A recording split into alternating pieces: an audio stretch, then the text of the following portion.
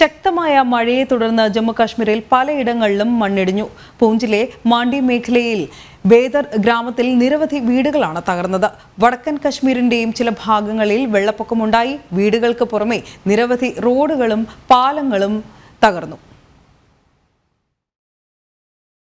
കഴിഞ്ഞ 48 മണിക്കൂറുകളായി ജമ്മു കാശ്മീരിൽ ശക്തമായ മഴയാണ് ലഭിക്കുന്നത്. ഇതേ തുടർന്ന് മണ്ണിടിച്ചിൽ വ്യാപകമായി. പൂഞ്ചിലെ മാണ്ഡി മേഖലയിൽ ബേദർ ഗ്രാമത്തിൽ നിരവധി വീടുകൾ തകർന്നു. കൂടാതെ നിയന്ത്രണ രേഖയ്ക്ക് സമീപം ഉറിയിലും കുന്നുകളിടിഞ്ഞ് നിരവധി അപകടങ്ങളുണ്ടായി. പൂഞ്ചിന്റെയും വടക്കൻ കാശ്മീരിന്റെയും ചില ഭാഗങ്ങളിൽ വെള്ളപ്പൊക്കമുണ്ടായി.